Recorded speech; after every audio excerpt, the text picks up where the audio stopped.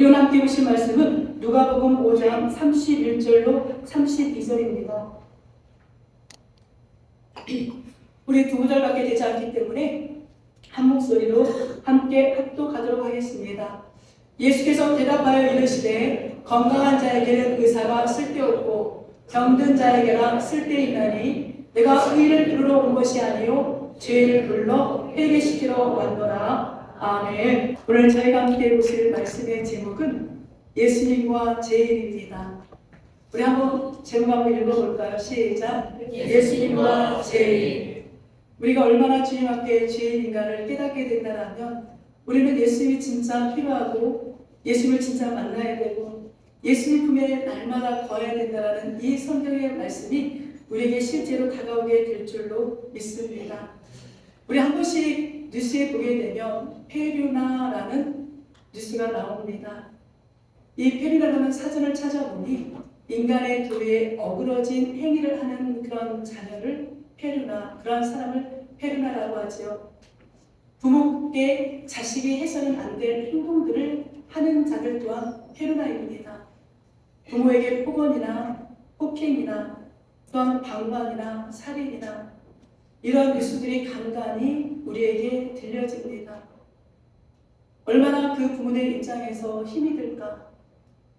또한 그 자식의 마음에는 어떠한 한이 있을까? 우리는 다양한 그런 추측들을 하게 되지요. 그러나 그 어떤 추측도 부모님 앞에 이런 폐륜의 행동을 해서는 안 되는 것이 우리 인간의 도리인 거죠. 당연히 모든 자식이 다 그렇다는 건 절대 아닙니다. 그럼에도 불구하고 예전에 한번 어떤 뉴스에 그 아들이 어머니를 버린 거예요. 근데 이 어머니가 누구의 손에 의하여 이제 파출소에 오게 되었죠, 지구대에. 근데 그 어머니는 끝까지 그 아들을 변호하는 그 모습이 뉴스에 나왔던 거 아마 기억하시는 분이 계실 겁니다. 왜 그럴까요? 자신을 버린 아들을 끝까지 감싸주는 거, 이게 바로 부모님의 마음이거든요. 내가 낳은 핏줄이기 때문에, 내가 낳은 자녀이기 때문에 그 자녀가 어떤 행동을 해도 물론 속은 상하고 때론 때리고 욕을 할지라도 그 자녀를 버릴 수 없는 것이 부모된 심정인 겁니다. 제가 이걸 준비하면서 그렇다면 우리는 한때 제 모습인 겁니다. 저 또한 영적인 페루나였구나. 예수님을 믿는 사람을 저주했고 도저히 예수가 믿어지지 않았고 교회를 다니는 것조차도 용납이 안 됐던 저를 우리 주님은 끝까지 참아주셨고 끝까지 사랑해 주셔서 오늘 그 주님을 증거하는 이 죄중의 자리에 서게 하셨구나.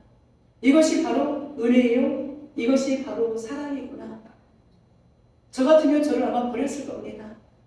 그런데 이 영적인 페루나였던 저를 끝까지 사랑하신 우리 주님이 계셨기 때문에 오늘 제가 감히 하나님의 말씀을 대언하는 이 자리에 서 있을 수 있는 거죠.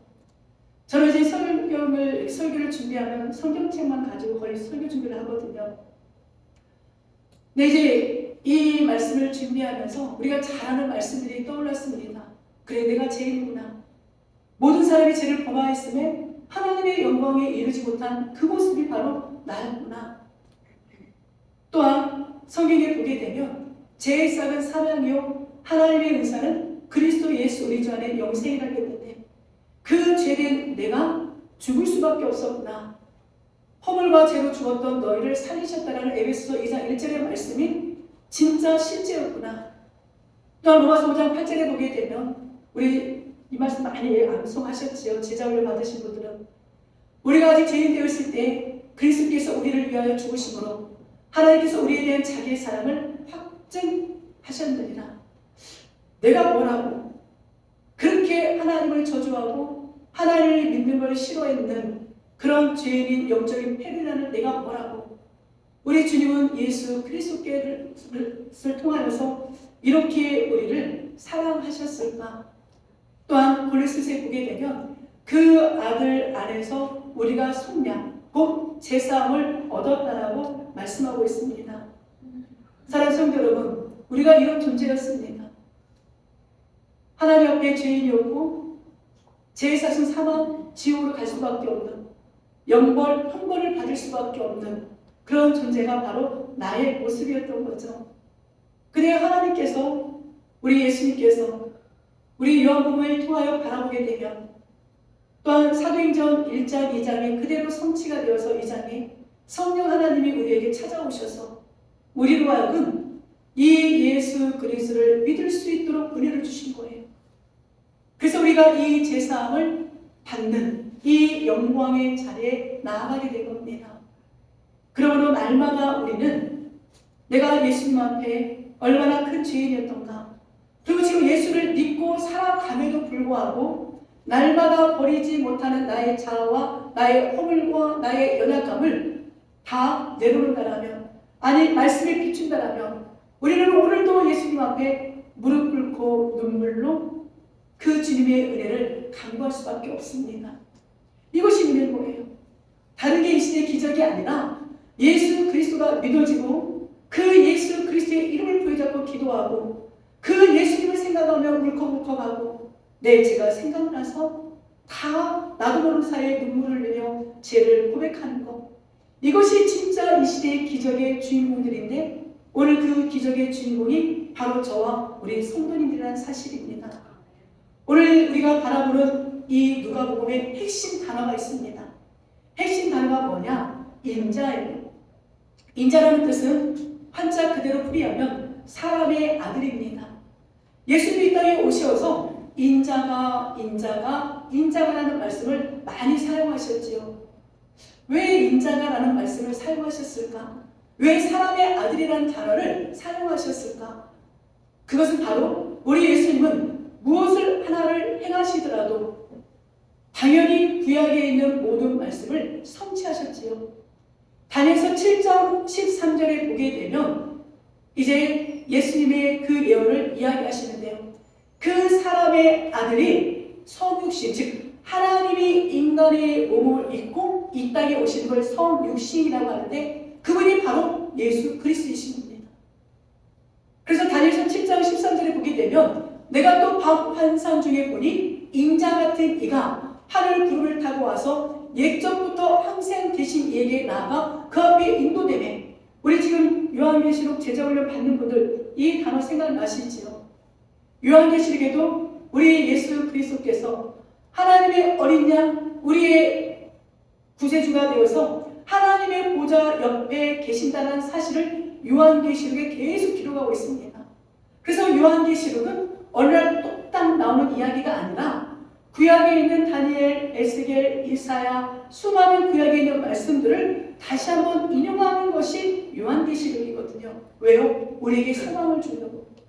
근데 예수님께서 이 땅에 오셔서 인자가라고 말씀하시는 건, 봐봐 유대인들아, 나를 믿지 않은 너희들아, 다니엘 선지자가 다니엘서 7장 13절에 인자 같은 이가 하늘 보좌에서 내려온다라고 이야기하잖아.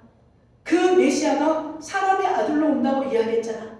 창세기 3장 15절에 여자의 후손으로 오신다라고 우리 성부 하나님이 가장 먼저 이 복음을 증거했잖아. 그 인자가 바로 나야.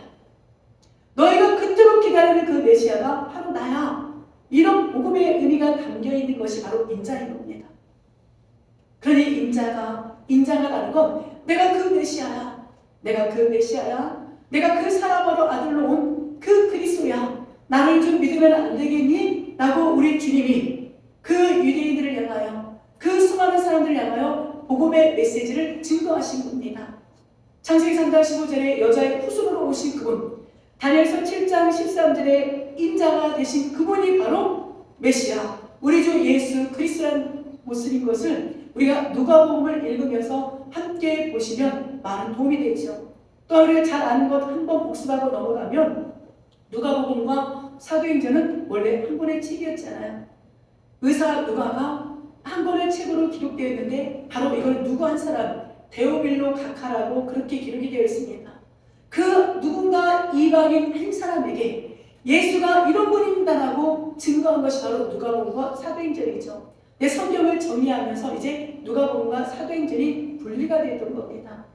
어쨌든 이 데오빌로라는 그 사람에게 이 누가가 예수가 어떠한 분이신가를 정확하게 복음의 메시지를 증거하고 있는 것을 우리가 안다라면 이제 성경을 읽을 때 인자가라는 단어가 나오면 다니엘서 7장 13절에 있는 그 사람의 아들로 온다라는 그분이 바로 예수님이시구나. 이제 우리는 성경을 그렇게 읽을 수가 있다는 사실이죠. 우리 주님은 그냥 오신 것이 아닙니다.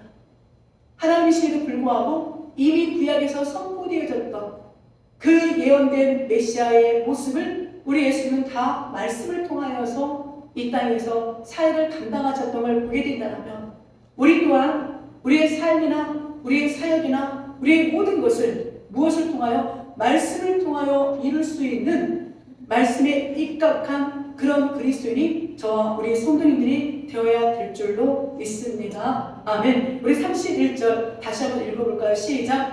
예수께서 대답하여 이르시되 건강한 자에게는 의사가 쓸데없고 병든 자에게나 쓸데있나니. 아멘. 왜 예수님께서 이 말씀을 하셨는가를 알려면 그 앞전에 있는 내용을 알아야 됩니다. 우리가 오늘 31절부터 보게 되나 27절부터 30절의 배경을 보게 되면 바리새인이 등장하고 서기관이 등장하고 서기관, 세리, 뇌가 등장하죠. 자, 우리가 성경 읽다 보면 신약성경에 가장 많이 등장하는 단어 중에 하나가 바리새인입니다. 바리새인이라는 건 분리된 자라는 뜻이거든요. 예수님 당시에 이 바리새인으로 활동했던 인원이 약 6,000명 정도 된대요.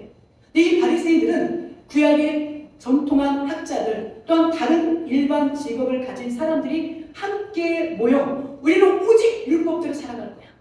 우리는 오직 율법만을 지킬 거야. 그리고 우리는 오직 그 장로의 유전을 지킬 거야. 이런 각오를 하고 살아가는 사람들의 모임이 바리새인이었던 거예요. 이해가 되시죠? 바리새인 안에는 오직 율법대로 살아갈 거야 라고 고백하는 많은 사람들이 모여서 부름을 이룬 것이 바로 바리새인인 거예요. 그러니까 이들에게는 율법대로 살아가고자 하는 확신은 있었으나 무엇이 없냐? 은혜와 사랑이 없었던 거죠. 그래서 예수님 앞에 늘 이들은 대적의 자리에 있었고 예수님과 늘 갈등의 자리에 있었던 모습이 바로 바리새인들이었습니다. 이들은 자기들은 신앙을 잘 지킨다라고 해요. 근데 이들이 11조를 드립니다. 근데 그 11조도 누구 어떤 제사장에게만 드리냐? 바리새파에 가입된 제사장들에만 11조를 드려요. 굉장히 편협된 신앙의 모습을 가지고 있었죠. 그리고 이들은 월요일과 목요일은 반드시 금식을 합니다. 근데 이것이 자랑인 거예요.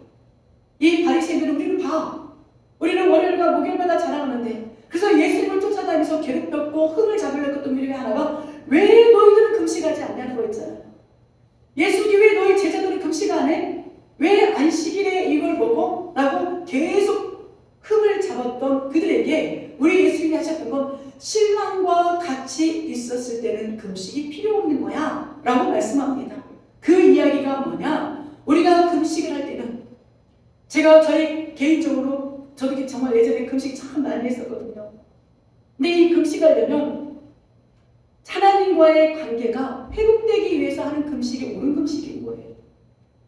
하나님과의 관계가 어그러져서 나의 신앙이 무너지거나 나의 신앙이 좀 연약해지거나 그럴 때는 하나님 나에게 성령의 충만함을 허락해달라고 금식을 하면서 하나님 앞에 내 신앙을 회복하기 위한 것이 진짜 올바른 금식인 겁니다. 그런데 이 바리새인들은 자신들은 이렇게 신앙이 좋아 외적인 걸 나타나기 위해서 월요일과 목요일만 되면 이들은 금식하는 거예요. 이런 모습으로 나아갔던 이 바리새인들은 끝까지 예수님과 대적의 자리에 있었던 거죠. 또 하나 오늘 앞절에 보게 되면 서기관이 등장합니다. 서기관은 어떤 국가의 문서나 또한 이들은 특별히 했던 이들은 모세 오경에 나와 있는 것들을 필사하는 거예요. 한국만 그때는 지금처럼 막 이렇게 인쇄술이 발달되지 않았기 때문에 우리 다 지금 각자가 성경책을 가지고 있잖아요. 근데 이때는 그런 상황이 아니까 원본을 놓고 필사를 하는 겁니다. 그래서 다른 사람들도 볼 수 있도록. 그런데 이들은 성경을 기록하다가 여호와라는 단어가 나오면 딱 볼펜을 놔요. 그리고 가서 목욕 제기하고 와서 다시 쓰는 겁니다. 이 정도로 이들은 하나님 앞에 충성된 일꾼이다라고 자기들이 자부했죠. 그런데 이들 또한 예수님께 대적의 자리에서 예수님을 믿지 않는 거예요. 그러니까 많은 그때 문맹인들이 많았는데 이들을 통해서 하나님의 말씀을 듣기 때문에 이 서기관들의 권위가 대단했습니다. 그러니까 이들은 바리새인이나 서기관, 사두개인, 오늘 사두개인까지 소개는 안 하지만 사두개인, 이들은 자신들 스스로가 영적인 리더로서 굉장히 위대한 위치에 있다라고 착각하고 살아가는 거죠. 근데 예수님은 이들에게 독사의 자식들아 라고 책망을 하십니다. 왜 그럴까요? 말씀은 많이 하는데 이들에게는 말씀의 의미가 뭐냐? 예수님께서 그 613가지의 모세의 율법을 압축한 것이 십계명이다라고 이야기하잖아요. 그리고 그걸 또 압축한 것이 새 계명을 내가 너에게 주노니 너는 이대로 살아야 된다라고 예수님이 말씀하십니다. 그 새 계명 613가지를 압축한 것이 십계명이고 십계명을 압축한 것이 두 계명인데 그게 바로 하나님 사랑, 이웃 사랑인 거예요. 율법을 알면 사랑이 나와야 되는데 너희 바리새인들에게는, 너희 사두개인들에게는, 너희 서기관에게는 이 사랑이 없네, 이 율법이 없네. 이거에 예수님께 책망받았던 이들의 모습이었습니다. 또 한 사람이 등장하는데 바로 레위. 이 사람이 우리가 마태복음을 기록한 마태이거든요. 이 사람은 갈릴리 지역의 세리, 우리로 말하면 세무소에 근무했던 그런 사람이었죠. 그러니까 유대인들에게는 변절자라고 취급받았어요. 쉽게 말하면 우리 일제시대의 앞잡이처럼, 네가 우리 조선인인데 일본의 앞잡이가 돼서 그렇게 생활을 해? 이런 것처럼 네가 지금 우리의 유대인인데 로마의 속국에 속하여서 지금 이렇게 돈을 착취해서 로마인들에게 주고 또한 이 유대인들에게 주고 네가 가져, 이런 것들 때문에 이 레위가, 즉 마태가 굉장히 유대인들에게 사람 취급을 받지 않았던 사람입니다. 근데 누가? 예수님이 이 사람을 찾아가는 거예요. 이게 복음인 겁니다. 우리가 생각할 때는 바리새인과 서기관을 찾아갈 텐데 우리 예수님의 첫 사역도 이 유대인들이 사람 취급 안 했던 갈릴리 지역에서 먼저 이 복음의 메시지를 선포하시잖아요. 사람들이 사람 취급하지 않았던 이 레위, 즉 마태를 찾아가셔서 마태를 부르시는 겁니다. 이게 복음의 은혜인 거죠. 그런데 이 레위는, 즉 마태는 예수님의 부르심에 즉각적인 순종을 하고 자신의 집에 예수님과 그의 제자들을 초청하는 거예요. 그리고 함께 먹고 마시고 있습니다. 이 모습을 누가 봤느냐? 바리새인과 서기관이 본 거예요. 의문이 일어났습니다. 아니, 저 죄인과 네가 하나님의 아들이라며, 근데 어떻게 하나님의 아들이 죄인과 밥을 먹을 수가 있어? 먹고 마시는 이 모습이 절대 이해가 가지를 않는 겁니다. 바리새인들에게 비바리새인, 즉 바리새인이 아닌 사람들과 식사를 한다는 건 그들을 받아들인다는 뜻이기 때문에 이들은 절대 용납을 못하는 거예요. 사랑하는 성도 여러분, 우리가 혹시 이런 신앙생활을 할 수 있습니다. 우리는 모든 사람을 다 받아들일 준비가 돼야 되는 거죠. 우리 사도행전을 보게 되면 우리 베드로와 고넬료 이야기가 등장하잖아요. 환상 가운데 고넬료에게도 하나님의 환상을 보여주시고 베드로에게도 환상을 보여주는데 고작의 음식이 싸서 내려오는데 먹을 수 없는 겁니다. 부정한 음식인 거예요. 하나님, 나는 먹을 수가 없습니다. 하나님, 나는 먹을 수가 없습니다. 하나님, 나는 먹을 수가 없습니다 라고 이야기해요. 그때 하나님은 아니다라는 거죠. 그 먹을 수 없다라는 건 이방인과 나는 절대 한 자리에 갈 수가 없다라는 이 베드로의 사상을 다 떼버리는 겁니다. 그리고 이방인 고넬료의 집에 가서 그 가정을 구원시키라고. 그래서 정말 그 말씀에 순종하고 그 고넬료의 집에 방문하여 고넬료만이 아니라 그의 모든 가정을 다 세례받고 하나님의 자녀로 있는 이야기가 사도행전에 등장합니다. 사랑하는 성도 여러분, 우리가 음식을 편식해도 건강에 좋지 않습니다. 마찬가지인 거죠. 영적으로도 편식해서는 안 되고 모든 사람들을 주 예수 그리스도의 이름으로 사랑할 수 있는 마음이 저와 우리 성도님들의 모습이 되어야 되는 것을 오늘 바라보게 되는 거죠. 우리 예수의 복음을 증거하기 전에 여기가 어딘지 아세요? 예, 병원. 맞아요. 어느 병원이냐? 전북대 병원입니다. 우리 전라북도에서는 전북대 병원이 종합병원으로서 가장 크잖아요. 저도 여기를 많이 가봐서 아는데 전북대 병원에 가면 다양한 환자들이 입원해 있고 치료를 받으러 옵니다.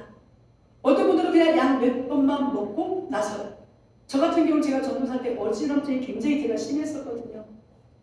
그래서 이 전북대 병원을 갔는데 약도 처방하지 않고 고개 이석증 때문에 고개를 어떻게 하시라고, 그러면 어지럼증이 사라질 겁니다라는 처방을 받고 왔던 기억이 납니다. 저는 한 번에 가서 그냥 낯선 거잖아요. 어떤 분들은 이곳에서 끝끝내 낫지 못하고 생을 나가신 분도 계시고, 어떤 분은 단기에 치료받는 분, 어떤 분은 오랫동안 치료받는 분들이 있습니다. 왜 제가 이 이야기를 하느냐? 저는 어디를 가서 복음을 증거하던 이 교회는 영적인 종합병원입니다 라고 이야기합니다. 사랑하는 성도 여러분, 교회는 영적인 종합병원이에요. 어느 교회든 이 지구상에 있는 교회는 다 문제가 있을 수밖에 없고 허물이 있을 수밖에 없습니다. 그런 존재들이 함께 모여서 교회를 하나님의 말씀대로 세워가는 것, 이게 교회가 하는 역할인 거지요. 우리 예수님은 우리의 최고의 치료자이시고 영적인 의사이십니다.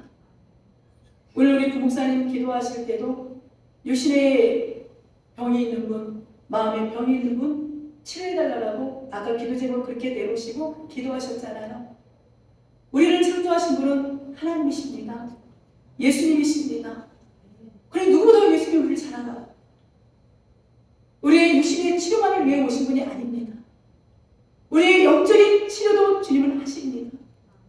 이 교회에 정말 수많은 사람들이 오셔야 돼요. 건강한 사람 병원 가요? 안 가요? 안 가요. 건강한데 왜 병원을 갑니까? 어딘가가 아프니까 병원을 가거든요. 예수님이 지금 이 말씀을 하시는 거죠. 건강한 사람은 의사를 안 만나잖아. 의사를 만나는 사람은 어떤 사람이다? 어딘가가 아픈 사람이 의사를 만나는 거야. 우리는 죄라는 질병에 다 걸려있는 사람들입니다. 이 죄 때문에 우리는 사망의 길로 갈 수밖에 없었던 사람들입니다. 근데 우리는 우리에게 우리가 찾아간 것이 아니에요. 성령 하나님이 우리에게 찾아오셔서 누군가의 복음의 소식을 듣게 하시고 우리로 하여금 그 예수가 나의 치료자, 나의 구원자, 나의 주인, 나의 하나님, 나의 창조주이심을 믿게 하나님이 하신 겁니다. 얼마나 감사해요. 그래서 우리는 하나하나 다 지금 치유받고 있지 않습니까? 이게 이 시대의 기적이요. 이게 이 시대에 우리가 감사의 고백을 올려드려야 되는 우리의 모습인 겁니다. 우리 다 죄라는 질병에 걸린 사람들이었죠. 사랑하는 성도 여러분, 그런데 바리새인들은 자칭 자신은 건강한 자예요. 자칭 자신들은 의로운 사람이라고 이야기합니다. 그런데 우리 주님의 눈으로 이들을 바라봤을 때는 이들이야말로 병든 자들인 거예요. 이들이야말로 죄인인 겁니다. 그런데 나는 죄인입니다라고 세리와 창녀와 그 수많은 사람들이 나는 감히 하나님 앞에 기도조차도 할 수 없습니다라고 한쪽 구석에 가서 기도하는 그들을 우리 주님 만나주시는 겁니다. 우리가 사람의 눈에 병든 자이나 우리는 주님을 만났기 때문에 건강한 자입니다. 우리는 사람의 눈으로 보아기는 죄인처럼 보이나 우리는 예수 그리스도 안에서 의인이 되었습니다. 이것이 복음입니다. 이런 예수님을 우리가 만났으니 얼마나 감사한가. 근데 이 바리새인들은 계속 율법의 잣대만 가지고 누구를 판단해요? 이 유대인들 또 예수님 또한 예수님 곁에 있는 제자들을 판단하는 겁니다. 제가 이 말씀을 준비하면서 예전에 제가 막 신앙생활 이제 예수님을 만나고 은혜를 받고 그때가 제가 삶의 육신의 삶 쪽으로 굉장히 힘들 때였거든요. 예수님이 아니면 나는 죽겠구나. 우리 애들과 나는 죽을 수밖에 없겠구나. 그런 절박한 상황이었을 때였습니다. 우리 아이들하고 같이 꼭 제 옆에다 앉혀놓고 예배를 드리는데 며칠 되면 다이가 그 얘기를 하는 거예요. 엄마 예배 때 조금이라도 떠들거나 조금이라도 예배에 방해되는 행동을 하면 즉각 엄마는 우리를 다른 때는 별로 안 되는데 그 부분에 있어서만큼은 엄마 데리고 나가서 우리를 때리고 꼬집었대요. 그래서 내 기억은 아닌데 아니 엄마 진짜 우리가 예배 시간에 조금만 딴짓하거나 떠들면 엄마는 즉각 예배 끝나거나 아니면 예배 시간에 데리고 나가서 그렇게 제가 혼을 냈다는 거예요. 제가 그 모습을 보면서 얼마나 바리새인적인 신앙을 했던가. 이 아이들이 그 자리에 앉아있는 것만으로도 감사해야 되고 오히려 그 아이들을 위해서 기도해 줬어야 되는데 저는 그때 당시에 제가 돌이켜보니 예수가 아니면 나는 죽어.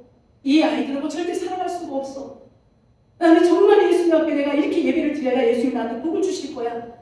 이런 율법적인 바리새인적인 사고가 그때 제게 강했던 거예요. 사랑하는 성도 여러분, 우리 하나님 그런 하나님 아니십니다. 우리가 때로는 넘어져도 때로는 내가 좀 부족해도 우리를 기다려주시고 우리에게 찾아와 주셔서 너 다시 할 수 있어. 힘을 주시는 분이 하나님이시거든요. 실예로 요한복음 21장에 보게 되면 예수님 밤새 수고하고 한 마리도 물고기를 잡지 못하고 돌아온 그 제자들에게 나타나시잖아요. 얘들아, 그물을 오른편에 내려봐. 근데 그 주의 음성, 주의 말씀을 의지하여 오른편에 내렸던 그들이 153마리라는 물고기를 얻습니다. 밤새 그렇게 지쳐 있었으니 이들이 얼마나 육신이 배고프고 지쳐 있을까. 그리고 이들은 한때 예수님과 3년 동안 그 공생의 사역을 같이 했던 현장에 있던 제자들인데 예수님이 십자가 죽으실 때 다 도망갔잖아요. 그리고 지금 갈릴리나 다시 본업으로 돌아가서 물고기를 낚는 어부의 삶으로 다시 돌아간 이들에게 예수님 찾아오셨다니까요. 그럼 니네 지금 뭐 하는 거야? 가 아니에요. 그들이 배고프니까 숯불에 떡과 물고기를 구워 이들에게 먹을 걸 줍니다. 그리고 그 베드로에게 시몬의 아들 요한아, 네가 나를 사랑하느냐? 네가 나를 사랑하느냐? 네가 나를 사랑하느냐? 3번을 물어보시잖아요. 그리고 네가 나를 사랑한다라면 내 양을 먹이나 내 양을 치라 내 양을 먹이라. 사명을 부여합니다. 우리 예수님 이런 분이신 겁니다. 혹시 저와 같이 한때 율법적인 사고로 아이들을 훈육했던 이 모습이 있다면 다 내려놓으셔야 돼요.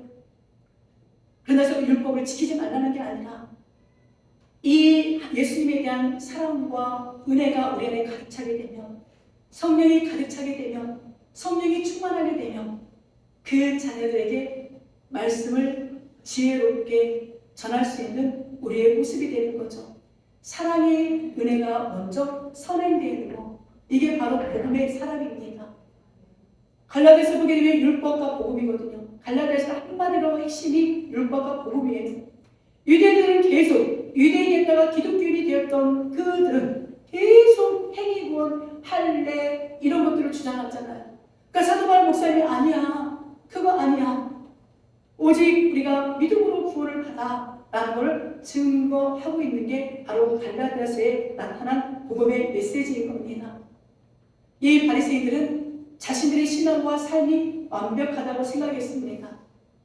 그래서 이들은 예수님이 필요 없었던 거예요. 하나님이 바로 눈앞에 있음에도 불구하고 그들의 구약의 말씀 모세오경을 달달 외우고 있으면 뭐합니까? 그 모세오경에서 증거했던 그 하나님이 눈앞에 있는데도 불구하고 이들은 그 예수님을 믿지 않는 겁니다. 입으로는 메시아를 기다리고 있는다. 입으로는 하나님을 섬긴다고 하나 이들은 자신의 의를 드러내고 자신의 신앙을 드러내고 그런 율법주의자로 살아가는 그런 연약한 사람들이었던 거죠. 혹여나 저처럼 내 신앙, 내 삶이 옳다라고 그렇게 확신했던 그 특심이 하나님 앞에 열심이 아니라 내 인간적인 신념이 혹여나 우리에게 있다라면 이걸 다 버리셔야 됩니다. 이게 얼마나 어리석은가를 우리는 복음 앞에 서게 되면 깨닫게 되는 거죠. 사랑하는 성도 여러분, 내가 죄인이라고 고백하는 건 쑥스러운 게 아닙니다. 마지막 결론에도 말씀을 드리겠지만 우리는 구원받은 죄인, 용서받은 죄인들입니다. 구원은 다 받았습니다. 용서도 다 받았으나 육신을 입고 있기에 이 땅에 아직도 완벽한 삶을 살아갈 수가 없습니다. 그래서 날마다 우리는 예수의 이름을 부여잡고 내 죄를 고백하고 내 죄를 자백하는 그런 그리스도를 우리가 살아가고 있지 않습니까? 그러면 우리가 다른 사람을 바라볼 때 또한 내 자신을 바라볼 때 우리 모두는 다 죄인이구나 이런 모습으로 바라본다면 얼마나 행복하겠습니까? 이런 모습으로 바라본다는 예수님이 그 유대인들을 바라보았을 때 그 위대의 마음으로 바라보았고 불쌍의 눈으로 바라보아서 그들을 위해서 뭐 하나라도 더 기도해주고 가르쳐주고 치유해줬던 그 주님의 사역이 오늘 우리의 사역, 우리 교회의 사역, 이 땅에 있는 모든 교회의 사역이 되어질 줄로 믿습니다. 우리가 그렇게 살아가야 돼요. 예수를 만난 사람들은 그렇게 변화가 이루어져야 될 줄로 믿습니다. 우리 32절 한번 읽습니다. 내가 의를 부르러 온 것이 아니요 죄인을 불러 회개시키러 왔노라. 아멘. 예수님의 복음은 뭐냐? 바리새인들은 스스로가 의인이라고 착각하고 있죠. 그러나 앞서도 말씀을 드렸지만 로마서 3장 10절에 보게 되면 의인은 없나니 한 사람도 없대요. 근데 단 의인 한 사람 있습니다. 그 의인이 누구예요? 인간의 몸을 입고 오신 예수 그리스도만이 의인인 거예요. 예수 그리스도만이 죄가 없는 겁니다. 인간의 몸을 입고 있으나 동정과 탄생을 하셨기 때문에 그 예수님만은 절대 죄가 없으십니다. 아담 범죄 이후에 이 땅에 의인은 없습니다. 우리 모두에게는 원죄가 있고 자범죄가 있는 거죠. 그래서 우리 인재론에 보게 되면 이 죄에 관하여 가르치거든요. 한때 교수님이 그렇게 말씀하셨던 것이 기억이 납니다. 우리들은 그렇게 서로를 그렇게 평가하는데요. 너는 이만큼 죄를 지은 죄인이고 나는 이만큼밖에 죄를 안 지었어. 근데 하나님 입장에서 보게 되면 큰 죄를 지은 죄인이나 작은 죄를 지은 죄인이나 다 똑같습니다. 천국에 가려면 죄가 0.0001 하나도 없어야 돼요. 아예 죄가 없어야 천국에 가거든요. 근데 우리 다 죄가 있잖아요. 그래서 예수님 이 땅에 오신 거잖아요. 죄가 없으신 예수님이 성육신하셔서 우리의 죄 문제를 다 십자가에서 담당하셨잖아요. 그래서 성경은 또다시 이야기합니다. 혹여나 내가 죄인이 아니라고 고백할까봐 모든 사람이 죄를 범하였음에 하나님의 영광에 이르지 못해. 너희 다 죄인이야. 그래서 너희들에게는 누가 필요하다? 예수가 필요한 거야. 영적인 의사이신 예수 그리스도가 필요한 거야. 이 복음의 메시지를 우리에게 들려주고 있습니다. 저는 그래서 예수님이 오늘도 필요합니다. 저는 천국 가는 그날까지 예수님이 필요한 어리석고 연약한 죄인입니다.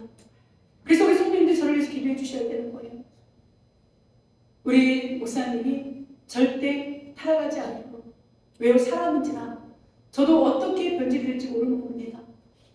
이게 바로 교회 안에서 서로가 서로를 위하여 기도해주는, 불쌍히 여겨주는, 긍휼히 여겨주는 모습인 거죠. 이 바리새인들은 자신의 율법적 행위를 최고의 믿음으로 착각하고 있습니다. 그런 바리새인들을 예수님은 책망하시는 거죠. 여기서 중요한 복음의 메시지가 있습니다. 여기 잘 들으셔야 돼요. 죄를 불러 회개시키신다. 다시 한번 말씀드립니다. 죄를 불러 회개시킨다. 하나님 앞에 덜한 죄인이 없습니다. 우리 모두는 다 죄인입니다. 디모데전서를 보게 되면 사도 바울이 죄인 중에 내가 괴수라고 이야기하죠. 우리가 바라봤을 때는 그 사도 바울 목사님이 뭔 죄를 지었을까? 근데 그 사도 바울 목사님은 예수님을 만나고 나니까 죄인 중에 죄인이 자신이었다는 거죠.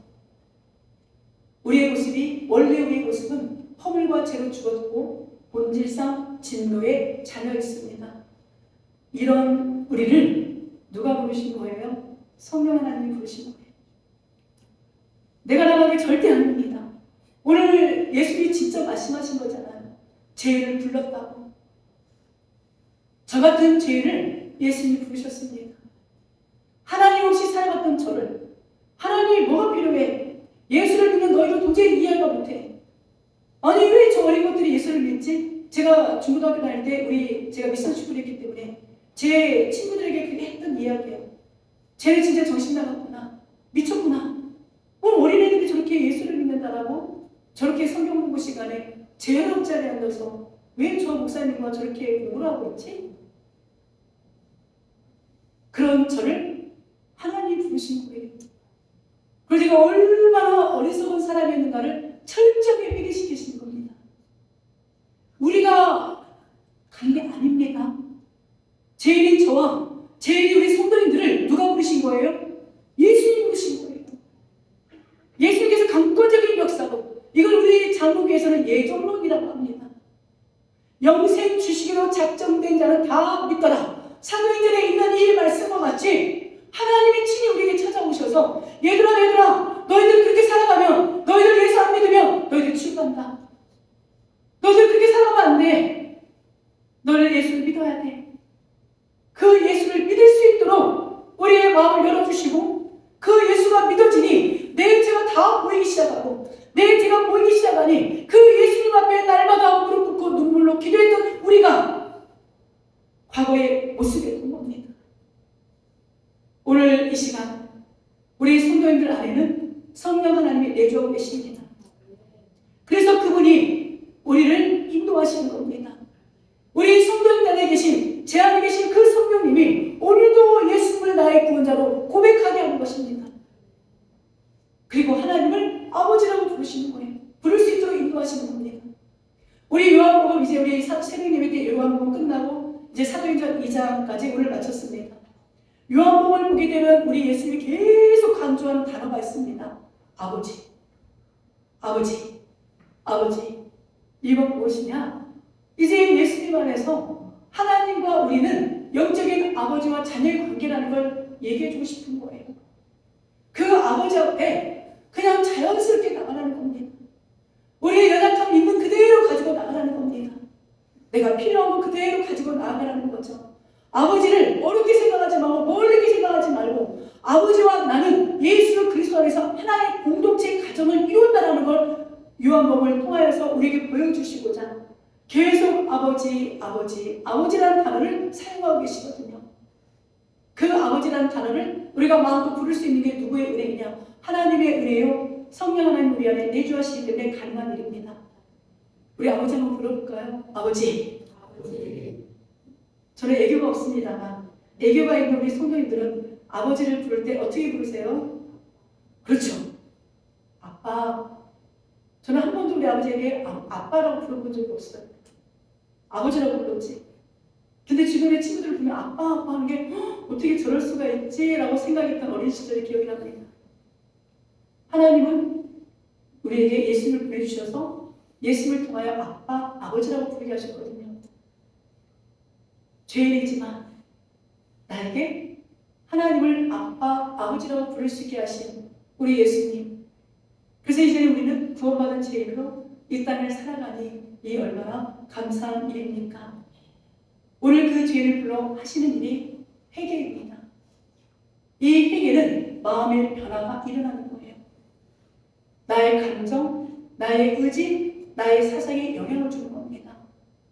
그동안은 내 뜻대로 살아왔던 내 감정, 내 의지, 내 사상이 성경적인 세계관, 성경적인 사상으로 바뀌고 예수님의 감정, 예수님의 의지로 바뀌는 거예요.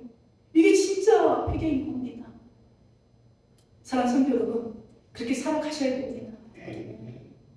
이 회개도 예수님이 우리에게 불러주셨기 때문에 가능한 일인데, 진짜 이제 내가 살아가는 것. 그래서 2월달 우리가 기도 제목이 주의 뜻이 이루어지는 가정과 교회잖아요. 그게 진짜 복인 거예요. 우리가 하나님의 은혜 자리에 나아가는 거, 회개 자리에 나아가는 거, 죄를 고백하는 거, 이것은 바로 영적인 의사이신 예수님께서 나를 고치셔서 의인으로 불러주시고 나를 하나님의 자녀로 살아가도록 성유신한 하나님의 은혜입니다. 예수님의 은혜입니다. 그래서 죄인인 우리는 예수님이 필요한 거고 그 예수를 만나 이 자리에 있게 된 사실이죠. 우리를 신학적인 용어로 구원받은 죄인이라고 합니다. 구원은 받았으나 아직 이 땅에 살아가면서 크고 작은 죄들을 짓는 그때마다 우리는 진짜 다 토해내야 돼요. 그리고 두 번 다시 그 죄를 지으면 안 됩니다. 이게 진짜 변화있는 사람인 거죠. 그러면 이제 우리가 다 죄인 걸 알았잖아요. 우리가 다 구원받은 죄인, 용서받은 죄인 걸 알았기 때문에 이제 내 옆에 있는 누군가를 바라볼 때 서로 불쌍히 여기고 주님 만나는 그날까지 합력하여 우리가 손을 이루어야 되고 이 교회를 세워나가야 되는 것이 우리의 모습입니다.